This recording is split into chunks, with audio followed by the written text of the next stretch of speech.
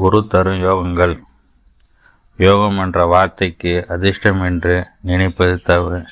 யோகம் என்றால் இணைவு என்று பொருள். இரண்டு அல்லது அதற்கு மேற்பட்ட கிரகங்கள் இணைவது யோகத்தினை தரும்.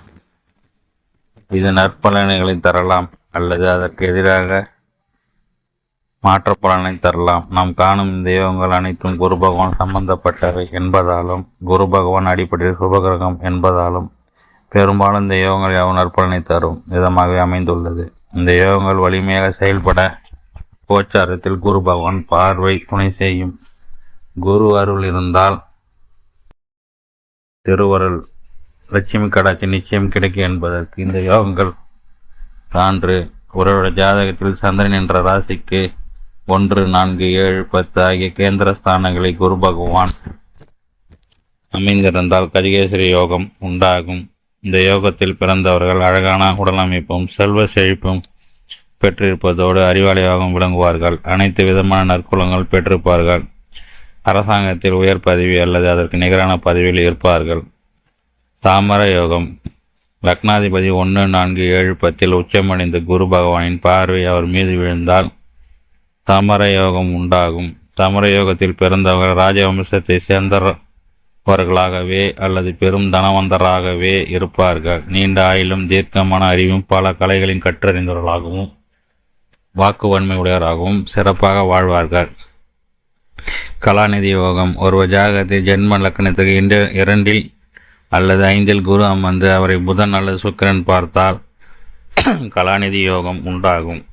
இந்த யோகத்தில் பிறந்தவர்கள் நற்குணங்கள் பொருந்தியவராகவும் கற்று அறிந்தவராகவும் நோய் குறித்து பயம் இல்லாதவராகவும் இருப்பார்கள். பொதுமக்களின் அன்பினை பெறுவதற்கும் பகைவர்களே இல்லாத தலைவராக உருவெடுப்பதற்கும் இந்த யோகம் தேவை.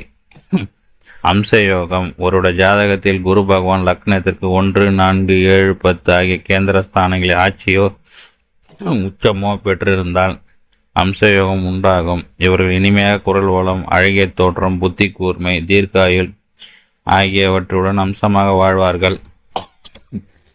கௌரி யோகம்.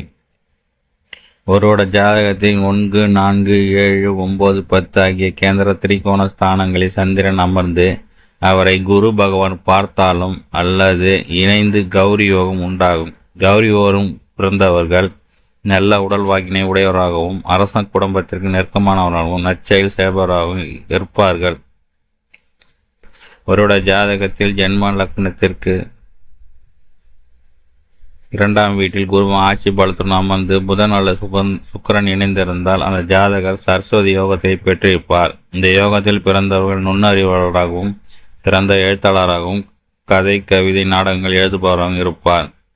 சாத்திரங்களை கற்றறிந்து அதனை காலத்திற்கு தகுந்தாற்போல் மாற்றியமைத்து மக்களை நல்வழிப்படுத்துவராகவும் இருப்பார். இந்த யோகத்தினை பெற்றிருப்பவர்கள் உரிய நேரத்தில் அரசாங்கத்தால் கௌரவிக்கப்படுவார்கள். நல்லாசிரியர் விருதும் பெற்று சரஸ்வதி யோகம் அவசியம் தேவை. விருஞ்சி யோகம். ஒருவருடைய ஜாதகத்தில் 5ஆம் அதிபருடன் குரு இணைந்து சனியின் பார்வை இணைந்து நிகழாமல் இருந்தால் அவருக்கு விருஞ்சி யோகம் உண்டாகும். இவர்கள் நல்ல நாணயத்தை பெற்றிருப்பார்கள். பிரம்மணத்தை உணர்ந்தவர்களாகவும் வேத நெறிகளை கடைபிடிப்பவர்களாகவும் ஒழுக்க சீலராகவும் நிதானம் கொண்டவர்களாகவும் இருப்பார்கள். இந்த யோகத்தை பெற்றவர்கள் அரச மரியாதையுடன் என்பது கிடைக்கும்.